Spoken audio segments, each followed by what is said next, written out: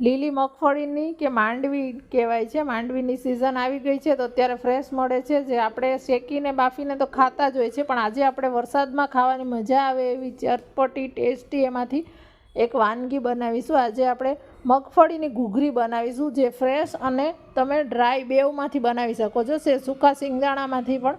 અત્યારે મેં એને ફોલી લીધા છે અને ફોલી અને એક વખત ધોઈ લીધા છે અને પછી આપણે એને કુકરમાં બાફી લેવાના છે। પહેલાં આપણે બાફવાના છે, તો એને બાફવા માટે કુકરની અંદર મેં બધા જ મગફળીના દાણા લઈ લીધા છે અને એને ડૂબે એટલું મેં અંદર પાણી લીધું છે। જો તમારી પાસે સૂકા હોય તો થોડીવાર પલાળી રાખવાના।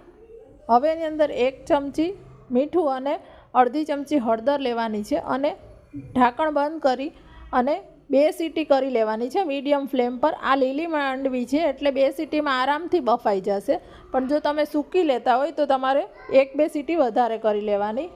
અને હવે આપણે આ કુકરને નેચરલ જ ઠંડુ થવા દીધું છે। ઠંડુ થયા પછી એને આપણે ગાળી લેવાનું છે અને પાણી બધું નિતારી લેવાનું છે। હવે આપણે એનો વઘાર કરીશું। તો વઘાર કરવા માટે એક કઢાઈની અંદર આપણે તેલ ગરમ કરવા માટે મૂકી દીધું છે।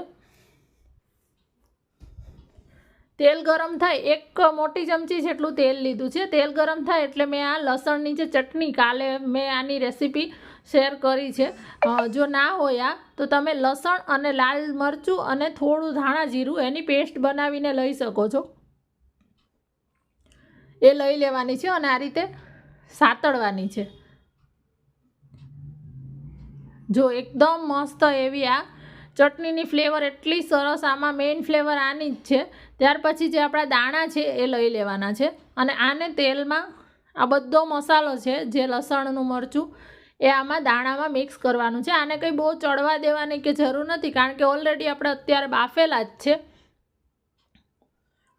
અને આ તમે ગમે ત્યારે બનાવીને ખાઈ શકો છો। સૂકી માંડવીમાંથી પણ બનાવી શકો ને લીલી માંડવીમાંથી પણ બનાવી શકો। આ વર્ષો પહેલાં આ એક વાનગી બનતી હતી, જે હવે વિસરાતી જાય છે, હવે તો બનતી પણ નથી બધાના ઘરે।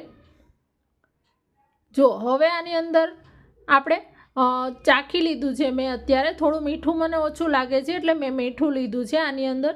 ત્યાર પછી આની અંદર આપણે અડધી ચમચી જેટલો ચાટ મસાલો લેવાનો છે। ચાટ મસાલાથી બહુ સારો એવો ટેસ્ટ આવે છે અને અડધું લીંબુ લેવાનું છે, જે ગેસ બંધ કર્યા પછી લેવાનું છે।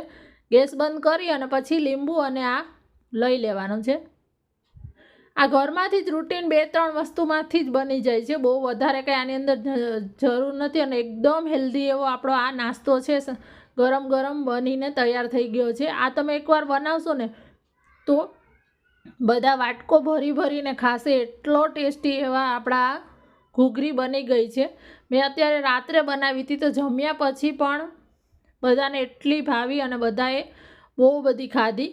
નાના બાળકો પણ ખાઈ લેશે અને આ હેલ્ધી નાસ્તો એને બાળકોને માટે પણ સારો છે। આપણે પેકેટ ફૂડ આપીએ એના કરતાં આ રીતે બનાવી દઈએ।